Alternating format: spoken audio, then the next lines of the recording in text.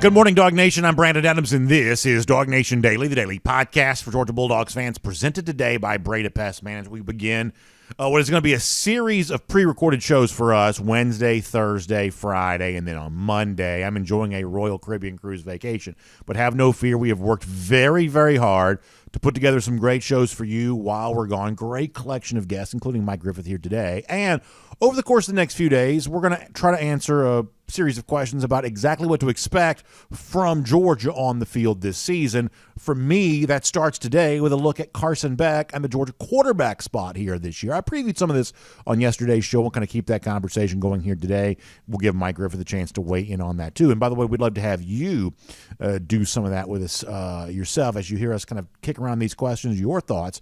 You can always hit me up on Twitter at DawgNation Daily or put it in the comment section here at DawgNation.com.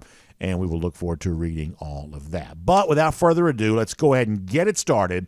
Here today, it is DawgNation Daily, the daily podcast for Georgia Bulldogs fans, presented by Breda Pest Management, and it begins right now.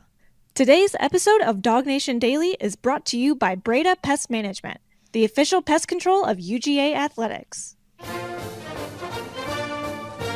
Presented by DawgNation.com, this is DawgNation Daily, the daily podcast for Georgia Bulldogs fans.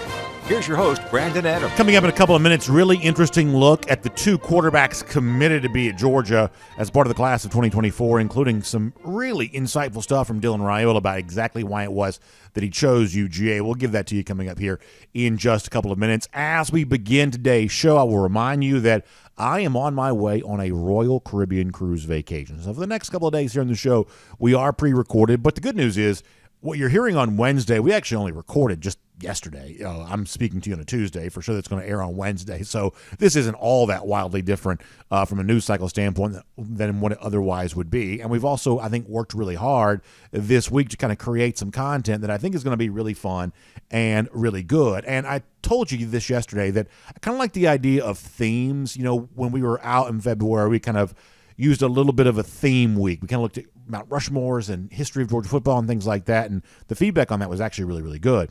And a few weeks ago, when we took a little bit of vacation time, we also kind of did a little bit of a theme around bold predictions, and so many of you shared so many great bold predictions. We tried to do our best to kind of broadcast all of those out, and I thought that was really fun. And once again, we had good feedback on that. So we thought, hey, well, why not come back with another series of kind of themes related to a couple of pre-recorded shows here as a way of setting the stage for the upcoming season. And so we kind of landed on the idea of how about some over-unders? You know, let's set a number, let's create a debate over it or under it in terms of the upcoming season. And one of those, you're going to hear Mike Griffith weigh in on this in a minute. Connor Riley did a great job of setting some of this up for us yesterday. But one of those is going to be involving Georgia quarterback Carson Beck. And when we are anticipating Beck right now to be the starter. And so we are setting the number for Beck for the upcoming season at 27 touchdown passes thrown. Now, as Connor pointed out yesterday, that happens to coincide with the exact number that Stetson Bennett had in 2022. Bennett had more than that in 2021, but that was the number for Bennett in 2022. And yet, ultimately, the number here is based on more than just the Bennett years, because I think you also have to kind of factor in what Georgia was from a passing standpoint before Todd Monken, before Stetson became the starter. You have to go back and look at the era in which Mike Bobo was here, understanding some of his philosophies in place then or also representative now. Some of those years were very prolific for Georgia quarterbacks. Not all of them were, but some of them were.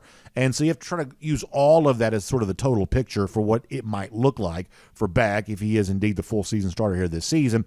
And so the number we've arrived at is 27. I'm going to give you my answer on this here in a moment, but I want to start with a little bit different idea around Carson Beck, because I've actually been thinking about Carson here a little bit, and I think there's some kind of fascinating stuff out there with Carson here right now. Like, one of the things that we know is that Carson has openly embraced, if we are to assume here for a moment, and for the sake of conversation here moving forward, we are going to assume that Carson Beck is Georgia's starting quarterback. The one thing that Beck seems to know full well, the one thing that Carson seems to be very wide-eyed about and open to, is the idea that he steps into a position where there is very big shoes to fill. Not just because Stetson Bennett was a prolific player, but also because Georgia has won the last two national championships. And really the only way in which Beck's going to be judged this year, at least in a lot of measure, one of the only ways that Beck's going to be judged is, does he maintain Georgia's status as kind of a national championship contending program? Does he help Georgia go for 3 in 23? And as I said before, from that standpoint, Carson seems to be very, very open to all of that, openly acknowledging all of that. In fact, he did a recent podcast interview with some folks in his home state of Florida where he talked about the fact that, hey, on me at UGA, given what Stetson did, given what Georgia has done, of course, there's a lot of pressure on me right now. Carson very open about this. This is what he said recently. There is a ton of pressure, whatever ends up happening, if that is me in the spot, there's tons of pressure because the guy that did it before, did win 2 national championships and had an unbelievable career. But that's out of my control what he did, The only thing I can control is going into practice on Monday, making sure I do that. And then Tuesday and then Wednesday, and day by day, and focus on each opponent individually and just get first downs and score touchdowns. That's all I can focus on. Because if I start to think about, oh, well, I have to be this. No, I just got to be myself, right. And at the end of the day, that's all you got to do as a football player is just be you. And, if things work out, it works out. If it doesn't, it doesn't. But, I have confidence in my ability. And I think if I just be myself, it'll work. I think it's a great answer from Carson Beck. There's very little, if you could rewrite an answer for him, there's very little I think you would do to change what Carson says there. He acknowledges the reality of the fact that, yes, being starting quarterback in a place like Georgia includes some pressure. And yet ultimately the best way to kind of manage that level of expectation is to just sort of be myself and go out and do the best that I can do, let the chips fall where they may. And I think that's all really well said by Carson. However, one of the things I want to do to kind of start our week of, or not, it's not a full week, it's just a few days here, our series of pre-recorded shows. One of the things I want to do to kind of kick all of this off, though, is to kind of consider some of that pressure on Beck and to maybe kind of give you 2 reasons, I believe, why there's actually maybe a little less pressure than Carson describes there. Even though the pressure is probably enormous and the expectations of Georgia are huge, there's at least a way to frame this conversation that ultimately kind of puts a little bit less pressure on Carson Beck, and maybe from a mental standpoint, this will be helpful. Here is kind of what I mean by this, that while the pressure at Georgia is gigantic, I do not believe that Carson Beck wears all of that by himself alone on his own shoulders. That some of this pressure is also going to be shared by Mike Bobo stepping into the offensive coordinator role. And I don't think everybody necessarily feels this way, but the one thing I kind of feel is if you gave me a choice of a great quarterback or a great offensive coordinator at the college level, I want the great coordinator. Then I feel like I see a lot of examples where a great coordinator propels an average quarterback to be great player, whereas I don't know how frequently a great quarterback propels an average play caller into the same kind of greatness. In the NFL, that may be the case. In the NFL, that may truly be kind of a player-driven league where if you've got a Mahomes or if you've got a whatever, if you've got one of those kind of quarterbacks, then it can make almost any play caller look smart, although I guess in the case of Mahomes, he's working with Andy Reid, so that's probably a pretty good guy to be working with. But the overall point here is that great quarterbacks in the NFL, they may make average coordinators look good from time to time, but at the college level, I just think coaching still matters. I think it does. And I like the idea of having a great coordinator. I think Georgia's had one in Todd Monken, and I think that Mike Bobo can be one here again in 2023, but he's got some pressure on him to do that. And from the standpoint of Carson Beck, that may actually be kind of a good thing, that the spotlight isn't just Beck stepping on to the field in the shoes of Stetson Bennett, the position he once occupied, but it's also Mike Bobo returning to Georgia and stepping into the prodigious shoes that Todd Monken has filled the last couple of seasons. Monken was a transformational figure for this Georgia offense, and I think that Mike Bobo wants to take that baton and keep that momentum going here in 2023. And so one of the things that actually might make Carson a little bit more comfortable at Georgia is shows like this, when we're doing the Monday morning quarterback stuff of what did Georgia do in the game and how did this go, and all the kind of things that fans just do, sort of second guess everything that happens on a football field. It won't just be like magnified onto Carson Beck and looking at everything that he does in a microscope. Mike Bobo is going to get a lot of that attention there as well. So I think that actually kind of makes the transition for Carson maybe a little bit more comfortable as the Georgia starting quarterback here this year. And also kind of reminds me of, you want to go back to, I guess this was like March maybe, Carson also kind of talked about stepping into the role here with Mike Bobo, also stepping into the role as offensive coordinator. And even way back then, the indication we have is that Carson Beck was really comfortable with and looking forward to working with Mike Bobo. This is what Carson said at the time about that. Yeah, no, I really like Coach Bobo. And whenever Coach Faulkner left last year, whenever he went to Tech, Bobo worked with us for a few days leading up to the national championship. And I was like, I really like this guy. He worked the hell out of us. Our indies were fast-paced, up-tempo. I was like, okay, like this guy, he knows what he's doing. And then obviously when he got named OC, I was obviously very excited about that because it's like in-house, It's not like we're taking somebody from out. So I'm like, okay, we might keep some of the same stuff. Obviously, he's going to put his spin on it, but not going out of our organization and keeping someone that has been a part of Georgia for such a long time, I really enjoy, and obviously we've met and talked, but it'll be a lot of fun. And I think our offense will have a new spin on it for sure. So I think Beck and Bobo together could be a really fun pairing, and I think a lot of Georgia fans feel the same way on that too. But let me give you a completely different reason also why I think the idea of enormous pressure around Carson Beck, a notion that he's completely embracing, may be slightly different in reality than it kind of appears. On the one hand, Beck will share some of that pressure with Mike Bobo, as we just mentioned. On the other hand, the idea of Beck at Georgia does not have to be nearly as short-term of a proposition as some people seem to be assuming that it is.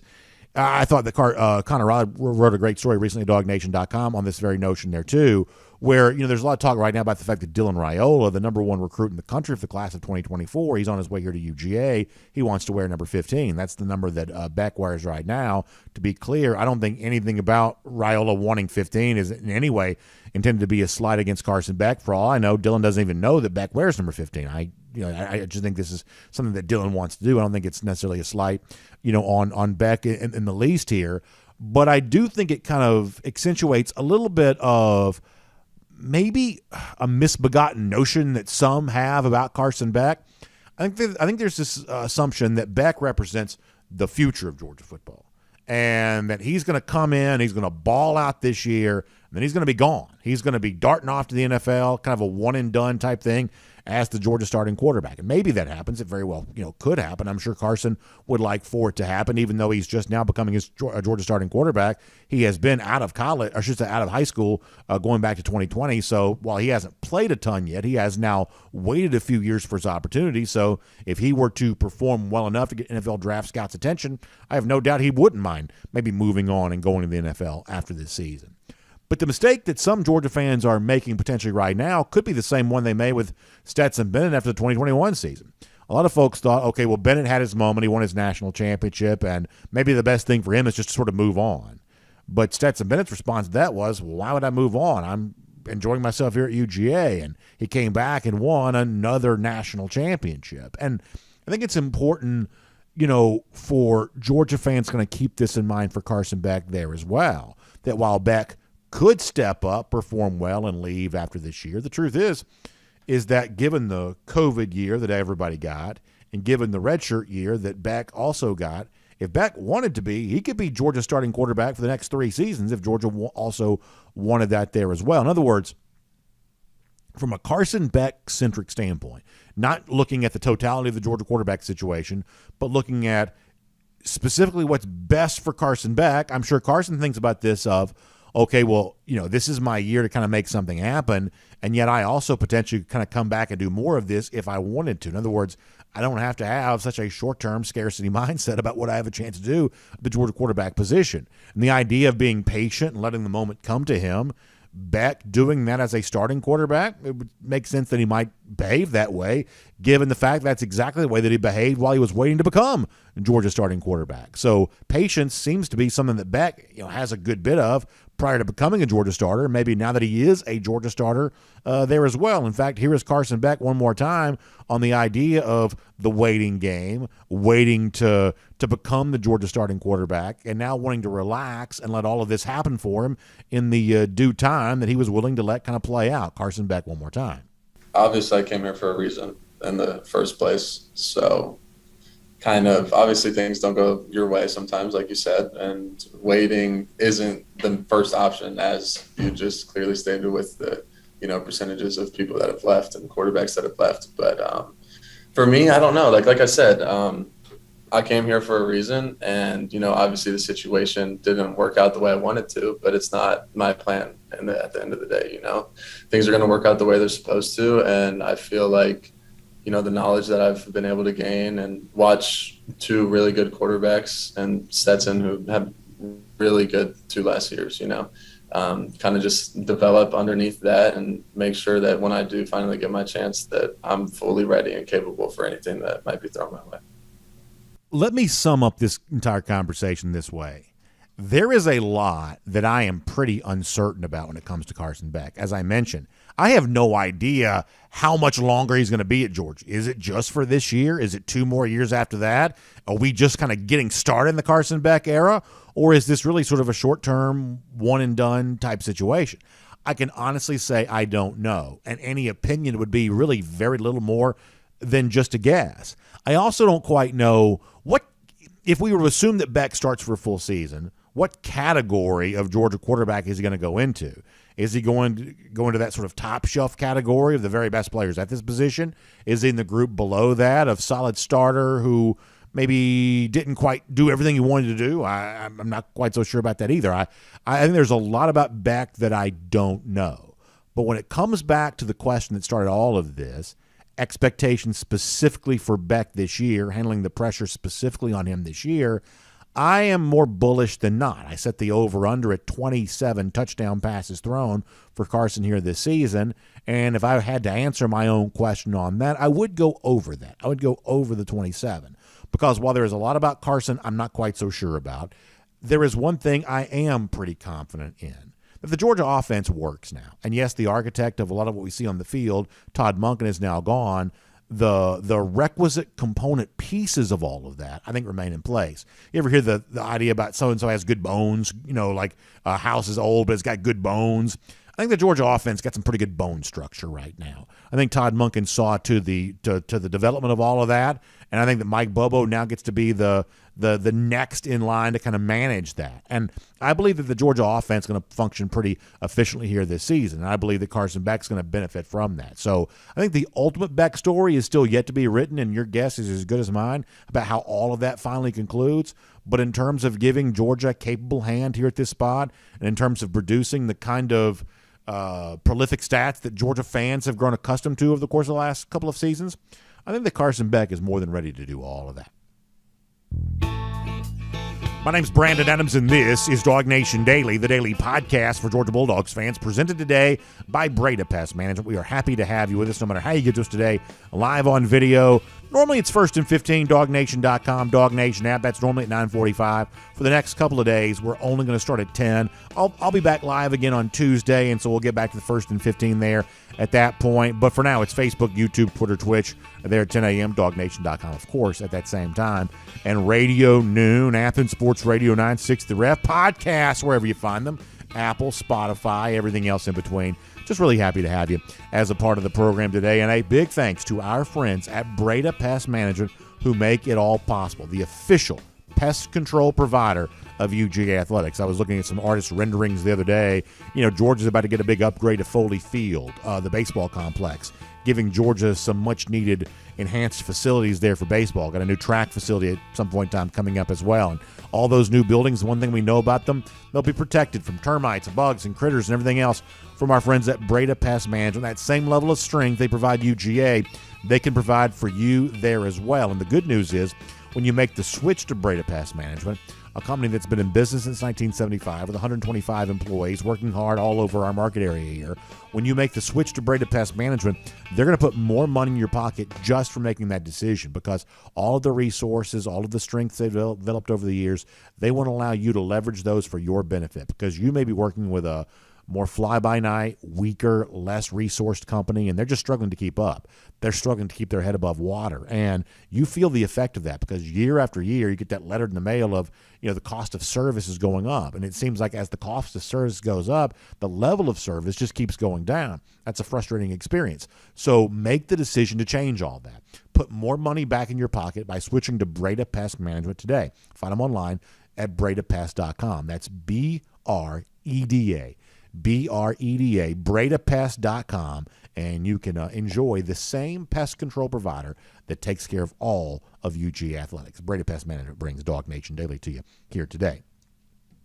So coming up in a moment, Mike Griffith is going to join us, and Mike will do what we set up yesterday, the question about the over-under total for Carson Beck, a few other questions as it relates to Georgia football. Mike will answer all of those in a moment, including a couple I did not get a chance to ask to Connor Riley on Tuesday. So full fun interview with Mike Griffith here coming up in just a moment. Also, before we're done later on today, too, details about how you can join us for the third DawgNation cruise setting sail April of 2024. We announced that yesterday. That was so much fun, and we want all of you to be a part of that. So we'll give you more details about that. For now, though, let's go around the Dawghouse here today.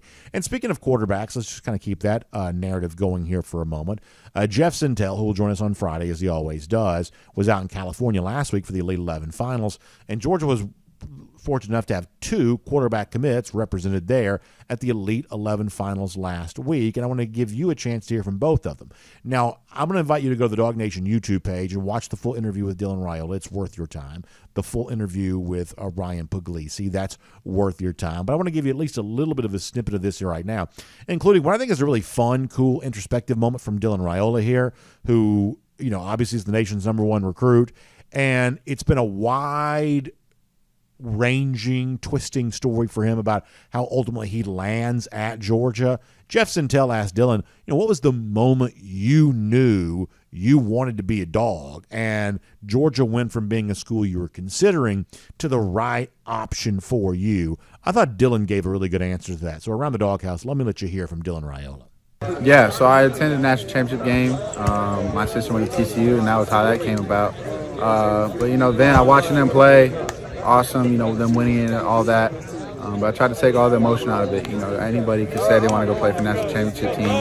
But, you know, then I went back up in March. And having the relationship I've had with them throughout this whole recruiting process, they were the first school to offer me and first school to, you know, kind of believe in me. So just having that, I would say that when I wanted to be a dog was March 19th.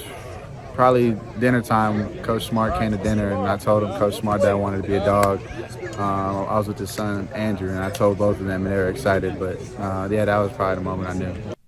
Let me tell you my favorite part of that answer from Raiola there. There's a concept in politics called earned media. What that means is if you want to pay for TV commercials or pay for ads in the newspaper or pay for whatever, that can be really, really expensive. But if you have ideas that are interesting enough, you can get the media to talk about you free. And that's kind of earned media. You have earned media coverage that if you had to pay for it would be very expensive, but you're getting it for free because your ideas are just interesting enough. Well, I think there's also an earned media concept in college football too, that if you're Georgia and when you're one of the last 2 teams playing for a national championship, there is obviously a lot to gain for you from winning the national championship, but there's also a certain idea of like earned media for the future.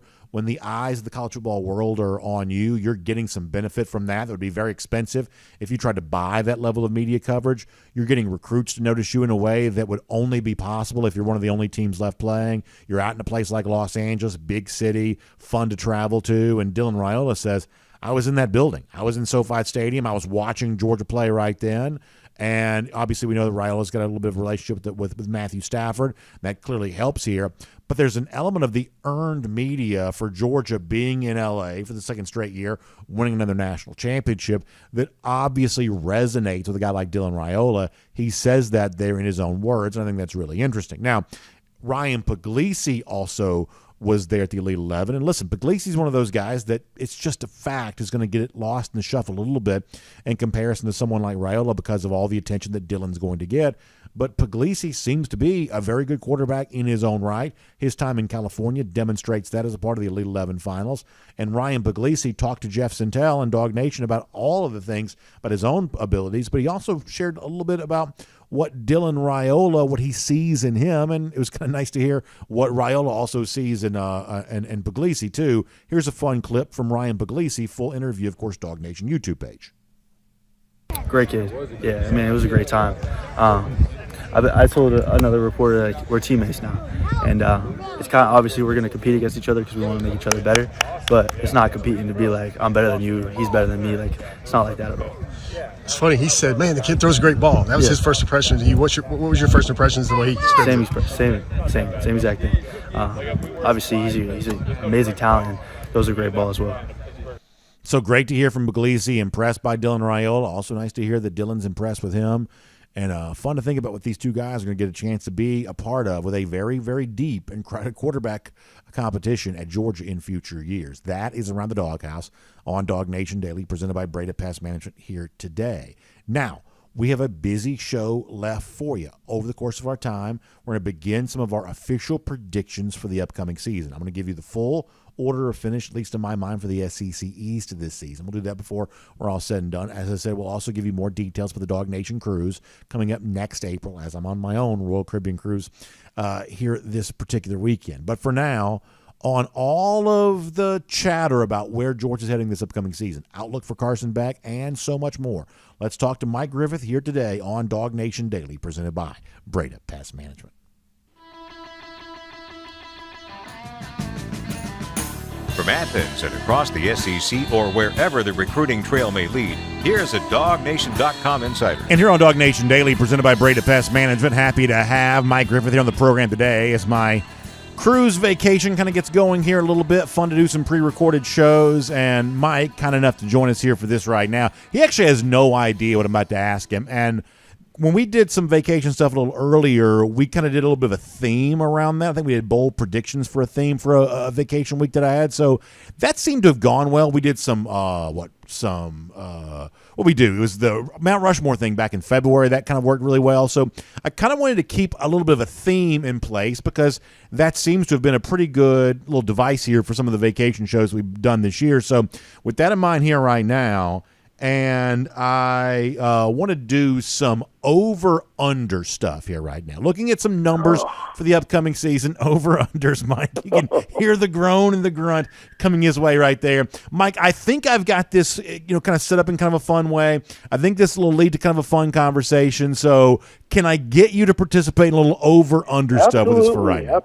I'm not prepared, just so everybody knows. This is very spur of the moment. Exactly. So I intentionally did not give these to you beforehand because I just want your sort of knee-jerk reaction to this, because ultimately that's probably better than something that you might have more time to think about. And really, the onus is on me to sort of set a good number, right? If I set a good number, it shouldn't be an easy answer one way or another anyway. So I guess folks can kind of decide if they feel like I have set some good numbers here for this. And Mike, you have a chance to do that there as well. In fact, if you don't mind, let's sort of jump into the first one of these right now.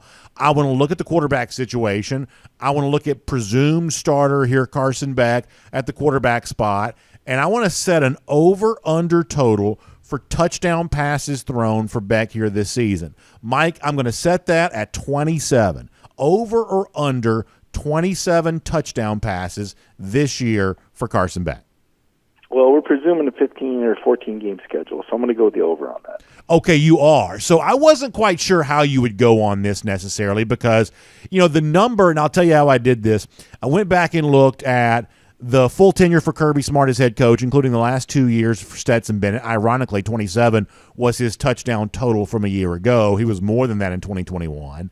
Jake Fromm in 2018 had 1 year where he was in excess of that 27 number. But I also included some of the latter years of the Mike Bobo era, including some of the Aaron Murray stuff, which was obviously, well in excess of the 27 touchdowns. So I tried to get the full picture of what Bobo's been as an offensive coordinator, what Georgia was in its 2 previous years, what Kirby Smart kind of was pre-Todd Monken, because I think all of those pieces kind of go together to sort of equal this. And I wasn't quite sure how you would answer that question, but you answered over pretty fast.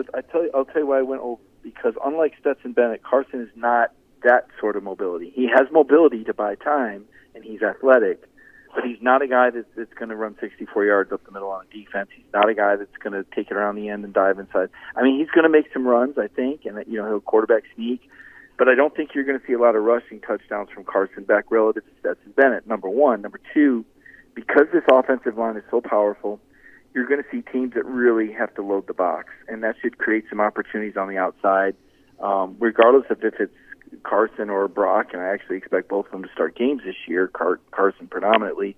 But I think that we're going to see with Mike Bobo, I think Georgia's going to be very conscientious of their offensive numbers. They got Raiola coming in here. I don't think he signs until December, right? So you certainly want to make sure you send the message that, yes, there's going to be some offense here. And then, of course, Aaron Murray has had his famous quote that Mike Bobo's going to throw the beep out of the ball. And I believe that. So I think that's why I went with the over. I like it. So we're off to a good start here, Mike. That's exactly how this game is played. Let's move on and do another over-under, and this time let's look at the rushing situation for Georgia. And I'm going to be a little bit less specific about this one than I was a moment ago, where I specifically said a number 4 Carson Beck. In this particular case, I'm just going to say for Georgia's leading rusher, and you can talk about who you think that's going to be. I think most of us probably think it's going to be Kendall Milton, and I'll leave some room for you to say that. But for Georgia's leading rusher here this year, the over-under is 843 yards rushing on the season. Over or under that for Georgia's leading rusher here this year? Boy, that's tough. That's tough because the intangible is the injuries.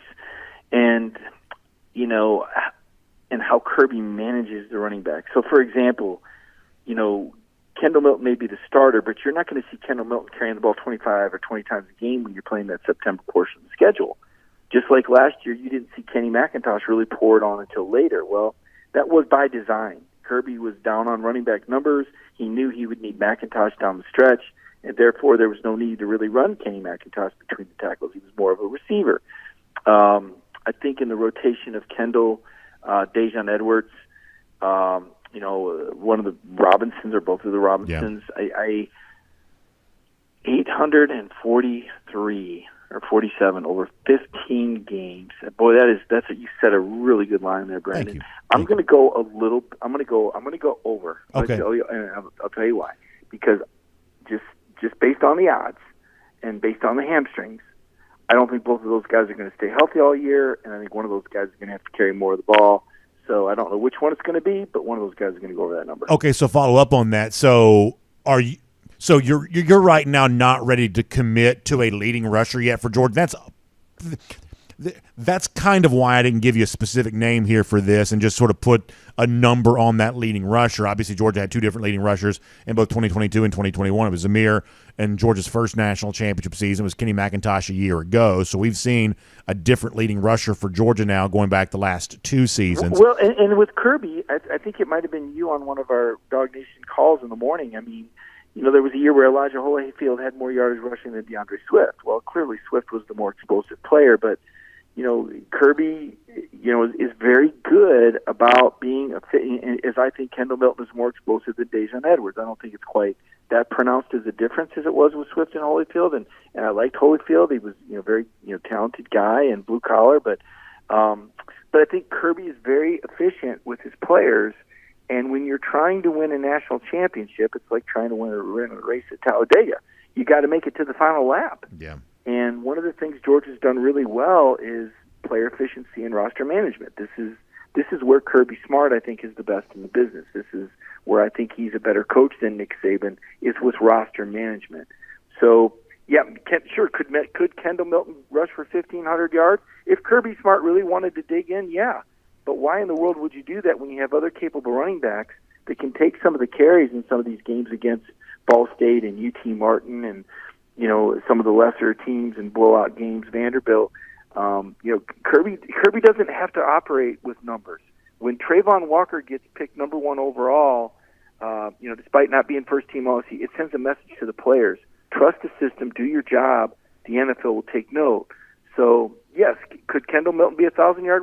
Of course he could, but that doesn't mean that he should be, because it's about winning the championship here. It's not about running up the numbers. So I'll go slightly over that, but only because I expect that one of those guys might be banged up for a couple games, just based on recent history. Looking at the defense here for a moment, here's how I'm going to ask you this question. I'm going to give you the total number of first-team All-SEC players on the Georgia defense. I'm going to set the over-under at 3. Over or under 3 first-team All-SEC defensive players for Georgia. For some context here, they had 2 this past year. It was obviously Christopher Smith and Jalen Carter. Those were the first team All-SEC guys. Had 3 in 2021. So looking at the 2023 Georgia defense, over or under 3 first team All-SEC defensive players. That's just a phenomenal number. You know, the 2021 defense may be the greatest in recent. They actually allowed fewer points than any team since 1986 Oklahoma. And you're sitting here telling me they only had 3 first-team picks. Well, part of that is some of the hard-headedness of the media. If you remember, the USA Today panel didn't have any preseason first-team guys for the 2021 Georgia team, offense or defense. How ridiculous was that? So some of this has to do with what does the preseason team look like. And now that Georgia's a 2-time champion, they do get more respect, even while there's, still some people, jumping up and down for, 2-loss Nick Saban or whatever. When I think of individuals that could be first team, I think of Mykel Williams, who was a freshman All-American last year and who I believe will be a preseason first team. I think of Jamon Dumas-Johnson. Jamon Dumas-Johnson and Smile Munden, neither one of those guys are going to have prolific tackle numbers, once again, because Kirby's teams are efficient and they're not on the field the whole game. So I would say only one of those guys. Malachi Starks, I don't know what his numbers look like. Same with Javon Bullard. I'm going to take the push. I think 3 is exactly the number that they will have. Yeah, I mean, some of this kind of comes down to like a guy that I would think of as a certainly potential first-team All-SEC guy would be a player like Smile Mondon, but at the beginning of the season, we don't yet know how healthy Smile's going to be. That ankle injury may linger for him a bit, and if you're only playing a portion of the season, even if you're playing your best in Georgia's biggest games, which will come later on in the year, it's like, that's a potential first-team All-SEC guy, but is he going to be playing enough at the beginning of the season to kind of get the nod over somebody else who may have a full year to put together? Well, and again, like I said, so much is about the hype. Trayvon Walker was not a first-team All-SEC guy. He was not a guy that everybody was talking. He just wasn't. But he was the number 1 overall pick, and sometimes, in Georgia's system, the numbers aren't there. Why? Because the offense holds the ball. The best defense is keeping your defense off the field, and Mike Bobo, as explosive as we expect the offense to be, Kirby is also going to be very efficient keeping his offense on the field, 1, and 2, substituting liberally. Players come in and find roles immediately at Georgia. That's part of the secret of how Georgia gets so many great 5-star defensive players. They find roles for them. They find opportunities for these guys. You're a third down this. You're a short yardage package that. So guys like Smile Munden and Jamon Dumas, they're not on the field as high a percentage of the time as maybe other frontline players. Once again, efficiency, roster management, keeping these guys healthy throughout the course of the season, playing other kids when you get the opportunity, and the players trust. They know, hey, just do your job. Trayvon Walker, not a first-team All-SEC pick, number 1 overall pick. So we're kind of playing a semantics game of how we think that the media will react, and they are somewhat predictable because most of them just look at numbers. This guy had more tackles, he must be better. Well, not really. That does hurt Georgia a little bit in the individual awards department, and yet they've had some major award winners. So you've had some guys, maybe you don't have the number of all-conference players, but we've seen an Outland Trophy winner. We've seen a Thorpe Award winner. We've seen a Mackey Award winner. The people that matter notice. So I'm going to say your over-under is perfect. I'm going to say 3 is just right. I'm going to take a push because I think we'll see 3 on defense this year. Let's do 2 quick final ones before we let you go here today, Mike. Looking at the totality of the regular season, over under 1 game decided by a touchdown or less. Over under 1 game decided by a touchdown or less. I'm going to say it'll be more than 1 decided by a touchdown or less. So you think that Georgia's going to play at least 2 games that we would consider close, 2 one-score games? Yes. That's interesting. And it's not. Think back to last year. I mean, what was there? Ohio State and Missouri. Is that right? 2. Right. That was 2 over the course of the 15. We're looking at just the regular season here right now. Oh, just the regular. Okay. Yes. Okay. Just the regular season. Okay. I have to think about this. So, oh man, Brandon, that's a really. 2 is the over/under number, or 1 is the over/under. Yeah. Okay. So the non-conference schedule is a no. The road trips are Auburn and Tennessee. Yep. I could see Now, let me ask you this: What if Georgia were to lose? Does it matter if they're on either side? It's got to be one. Right now, if they were to lose, that would obviously count as one of those because I think the assumption here is that on the part of a lot of Georgia fans is that Georgia could be skating to a 12-0 season. So obviously, if they were to lose a game, then we'll count that as we'll count that as not a. I'm going to go with over because I think they're going to lose. If I have to guess, I would think they're going to lose one game. So you think they're going to lose in the regular season? That's interesting. I don't have that opponent. It's just, to me, they haven't lost a regular season game since 2020. It's just an incredible number. It's just like sooner or later, right? Like just the numbers catch up with you. It's not like there's a team I look at and go, aha, that's the team, because I don't see that team. Individually, I think they should win every game by double digits. But things happen. Like they should have beat Missouri by double digits. They were very, very, very fortunate that Missouri in part beat themselves, and they got some heroics from Kenny McIntosh on a day that, the offense couldn't, look good. There was too many field goals. There's a lot of intangibles we really haven't figured out yet about this team. We don't know who their field goal kicker is in terms of, how reliable. I mean, there's some givens that, we'd gotten comfortable. We knew that, Stetson may, play like garbage for 3 quarters, but we knew in the fourth quarter he was going to play well most all the time, right? We don't know what Beck does under fire or what Brock Vandegrift's ceiling is. So I think the odds are they'll lose one and play one win within 7, so I'm going to take the over. Let me do one final one here. Over under 1.5 SEC teams in the college football playoff. Over under 1.5 SEC teams in the college football playoff. That's a good one. That's a good one, Brandon, because there's so many questions. So many great quarterbacks moved on. I mean, my goodness, look at the NFL draft and how many SEC quarterbacks were selected in the first round. It was ridiculous.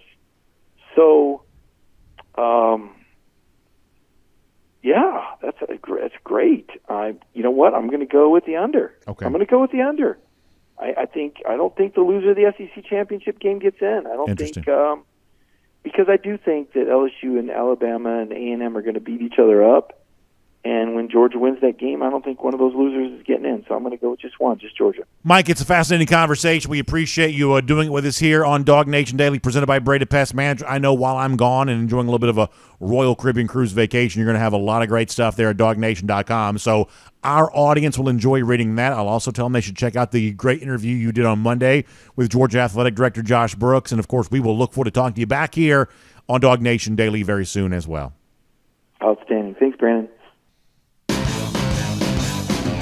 Let's take a look around the rest of the league. This is SEC Through. Really good stuff there from Mike Griffith. Love the over-under concept. Going to be a fun way to kind of preview the upcoming season. We're taking a little bit of time this week. I'm enjoying a Royal Caribbean cruise vacation this week, so a fun thing to do while I'm gone. Kind of previewing that with some over-under numbers there. I thought Mike Griffith got us off to a great start on all of that. By the way, speaking of a Royal Caribbean cruise vacation, obviously I'm getting ready to enjoy one, and I'm excited to announce, as we did earlier this week, that DawgNation's also going to be taking a vacation again next April there as well. The third ever DawgNation cruise, and this one going to be bigger and better than anything we've ever done before. In fact, your time to respond to that is right now. We've already had such a huge response. So many folks booking their opportunity to be on board with us as this upcoming year we're going to be on board Allure of the Seas. That's right. For the first time ever, the DawgNation cruise is going to be on an Oasis-class ship. That means the largest class of ships that Royal Caribbean has on the seas right now.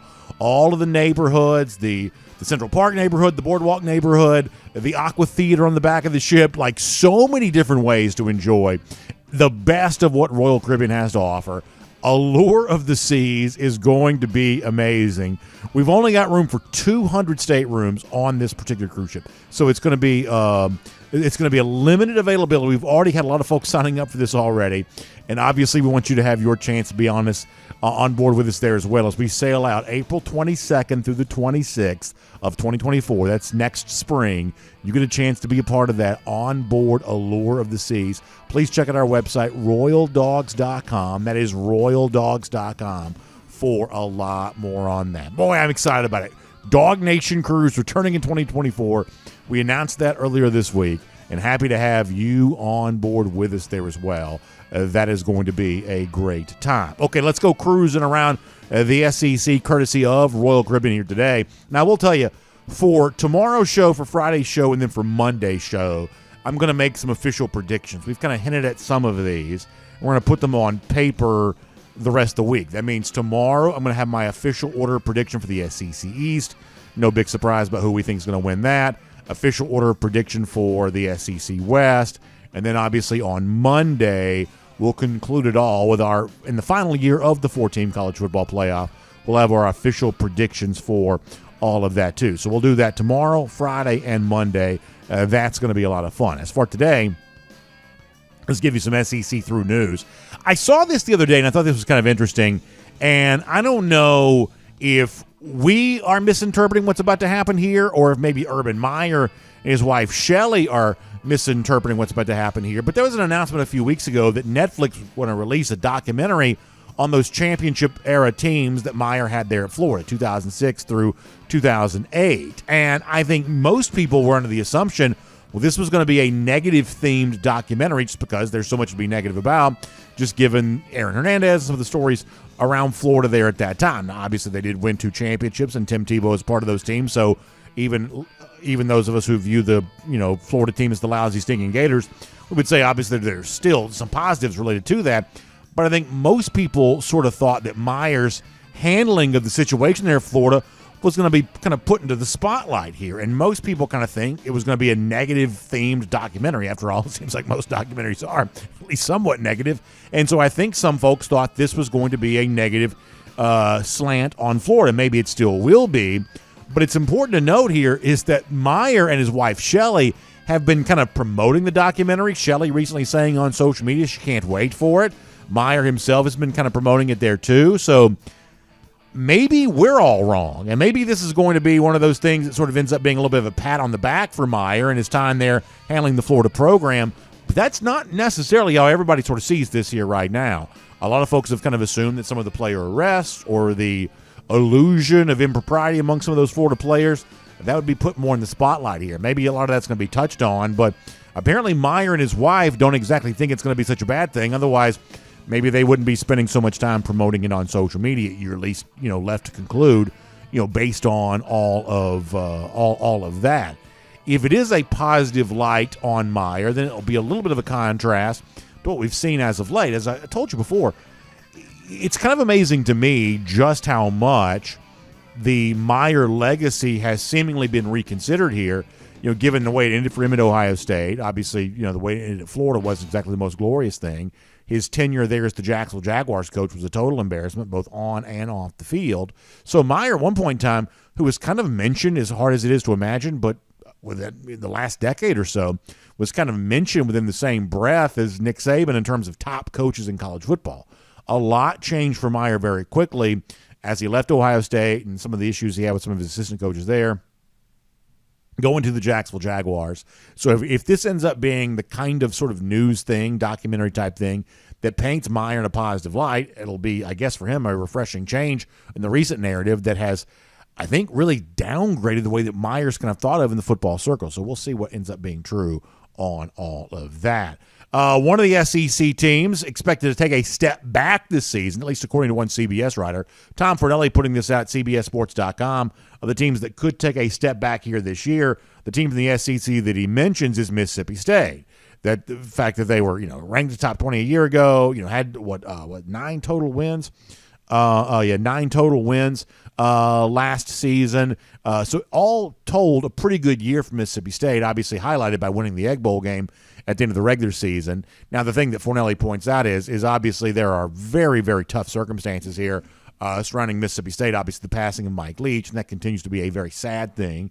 The entire SEC world kind of reeling from all of that. But to address the Bulldogs on the field here for a moment, I wonder how much of a true step back it will be for Zach Arnett his first year as head coach. My guess is there probably will be some step back here, but it's important to keep in mind that when it comes to what has made Mississippi State sort of better than a lot of the experts would have thought the last couple of years, while clearly Mike Leach was a part of that, there's also an element in which year after year Arnett proved capable of developing a very, very capable Bulldogs defense. And now he kind of rises the level of head coach. But the defense that had been in place there, I think it remains. Now, will they scuffle a little bit offensively? Seems like they're likely to. We obviously wish Rylan Goody well, the tight end who transfers from Georgia over to Mississippi State. We think he's probably in a pretty good spot here, just given the fact that Mississippi State really hasn't had tight ends as a part of the offense, prior to this under Mike Leach. The arrival of Goody, the changeover here, sending a real signal that Arnett, as head coach at Mississippi State, wants to change the way the Bulldogs do their business offensively. They want to be a little bit more of a traditional team, getting away from the Mike Leach air raid style, and that kind of changeover offensively typically comes with a whole lot of growing pains. So offensively, there could be growing pains. Defensively, they could be and probably will be just fine. So if you're in the SEC and you show up and play a pretty high level of defense week in and week out, you may not win a ton of games, but you're at least going to be a pretty tough opponent. And my guess is with Arnett as head coach, that's probably the story here. Is this going to be a tough team? Yes. Is it going to be a tough team to beat? I would think that's probably true there as well. They may take some losses, and truly in Arnett's first year, they may take, as Fornelli predicts, a step back, and ultimately Arnett may prove incapable of actually taking over the reins here and becoming the full-fledged, full-time coach. He's not an interim. He's got a long-term, multi-year deal, but it still requires some sort of winning level of success to sort of step into that role and grow into the role as Mississippi State head coach. Not obviously going to be able to do that. But some of the hallmark stuff that has been in place for Arnett since he's been defensive coordinator there, my guess is there is at least some carryover to that with him there as head coach. And then finally, I'll give you this. I saw an interesting story. This is stepping outside the SEC a little bit, but saw where Ryan Day was interviewed recently by ESPN.com, and the subject comes up of what you might describe as like mounting pressure for Day at Ohio State, and basically he acknowledges that and talks about the need to win every game there. But there's still a level of spin to this. I don't mean like that in some sort of nefarious way. I just mean is the way in which a lot of time this gets painted. And I do not want to be put in a position of defending Ohio State fans because that is not something I enjoy doing. But Kirk Herbstreit did this the other day. We didn't like it when he did this. The overall tone of this story to ESPN.com kind of does the same thing where it's sort of Ryan Day versus the crazy, unrealistic Ohio State fans. And as much as I would never want to be caught defending Ohio State fans for anything, in this particular case, I think they are painted in a very unfair light. The idea here is that Ohio State has lost to Michigan 2 years in a row. Is that acceptable to a place like Ohio State? No, it's not. And the way in which the Buckeyes fans get painted is, they're unrealistic. They're incapable of being satisfied because they expect to win every single game. That's one of the things that Day said in this particular story. But that's not quite right. I think what the more reasonable-minded Ohio State fan, to the extent those people even exist, I think what they would say is, hey, we are Ohio State. We have an unparalleled level of resources against most of the teams that we play. That means everybody in the non-conference, but it also means almost everybody in the Big Ten. So in a lot of ways, you begin the year with a bunch of wins already baked into the schedule. So of course there's going to be an extra sort of magnified status to the game against Michigan at the end of the season. And of course, if you fail to win that 2 years in a row, of course you're coming up short on that, especially when, this is something else the ESPN story kind of touched on, especially when you're losing it 2 years in a row for kind of the same reason. You just could not match Michigan's toughness. You just couldn't do it. And Ohio State's made plenty of coaching changes here, including bringing in Jim Knowles, defensive coordinator, but they've brought in, they've made plenty of coaching changes here over the course of the last year or so to try to match the toughness that it felt like they were lacking in that game there against Michigan. So the Day story is an interesting one. On the one hand, he acknowledges there's pressure at Ohio State, but on the other hand, it's sort of spun into around here we expect to go 12-0 each and every year. But more specifically, what Ohio State fans have said, you're winning the other games just fine, at least most of these regular season games anyway. But you got to show up and play better against Michigan. And listen, I don't like Buckeyes fans, but in this particular case, I don't think they are all wrong. And I guess sort of bring this back home a little bit. I think if you want to live into a future world, 2024, 2025, when there are expanded conference seasons, larger SEC, larger Big Ten, expanded college football playoff, at that point in time, just winning might be enough because you're playing tougher schedules, you're playing games that from week to week are a little bit more balanced than they are right now, where a lot of teams feast on weak non-conference opponents. Even some of their in-conference games are pretty weak. In the future, you're going to have less of those. And so if you want to tout, yourself and say, hey, we're a winner. We're winning most of our games. In the future, that might mean a little bit more. But right now, resource programs like Ohio State just have huge advantages against the teams that they're playing. So from that standpoint, not quite so sure any of that matters all that much until you beat Michigan, which Day has not done each of the last 2 years. Then he does have more pressure on him, and I would say rightly so, and will make that cruising around the SEC courtesy of Royal Caribbean. And before we wrap up here today, I want to remind you about our friends at the Finnish Long Drink. I just love this time of year because I like being outside as much as I possibly can be, playing golf, going fishing, sitting around by the pool, whatever you got going on. That cooler of the Finnish Long Drink is great to go with you on anything like that, whether you're trying the Long Drink Cranberry, the Long Drink Traditional in the blue can, Long Drink Strong, 8.5% alcohol by volume. Long Drink Zero, no carbs, no sugar. Kind of one of those great, zero carb, zero sugar type things. 4 different varieties, whichever one you choose to use, you're going to love it. It looks like a beer because it comes in a can, but it's not. It's a ready-to-drink cocktail, a really fun, special new category of beverage that a lot of folks love, and they love the Finnish Long Drink in particular. So make sure you put in your zip code, go to thelongdrink.com, put in your zip code there, and you can try some today. The Finnish Long Drink. Happy to have them as a part of DawgNation Daily. And happy to have all of you with us as well. And as we kind of do some pre-recorded vacation shows here this week with me getting ready to take a Royal Caribbean cruise vacation, I tried to bank a few of our golden shoe submissions to make sure we would have a golden shoe for each day while I'm gone. And so let's go ahead and throw the first one of those up here today. And by the way, a credit to our good friend Kaylee Manziel who shares this. So Sarah Bellum asked, this is one of those memes that's been online for a while. She says, without Googling, name a famous historic battle. Many of you have probably seen this. You may have participated and played along with this. So Bobo Season on Twitter gave his historic battle of being Florida against the college football playoff, something that the lousy Stinging Gators have lost in every single year, haven't really come close to making the college football playoff. So Bobo Season having some fun with that. And then Kaylee Manziel shared that with me as a recommendation for a golden shoe. And so we will say yes to both Kaylee and to Bobo Season.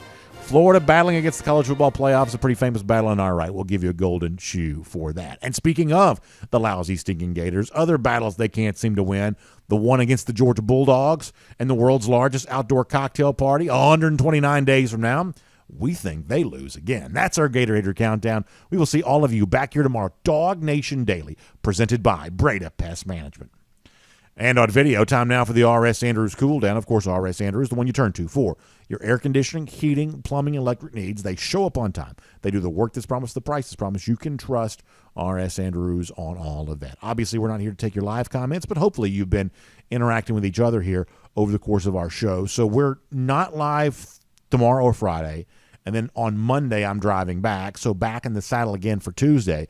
And after that, we're in for the long haul all throughout the rest of the 2023 season. So we're looking forward to all of that with you then, and we appreciate you being here today. And we appreciate you enjoying our friends at R.S. Andrews there too. When it comes to your air conditioning, your heating, your plumbing, electric needs, R.S. Andrews is the one you can turn to for all of that. A lot of times this time of year, we're thinking about that air conditioning unit because it's been really hot. And now like that real hardcore summer is finally here. So if you're worried about not staying cool and comfortable the rest of this season, go ahead and find our friends at R.S. Andrews online. They can help you out, rsandrews.com.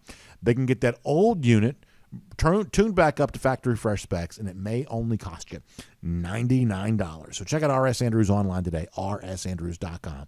Have a great day. We'll see you back here tomorrow for our R.S. Andrews Cool Down, but also DawgNation Daily, presented by Breda Pest Management. 10 a.m. tomorrow. We will see you then.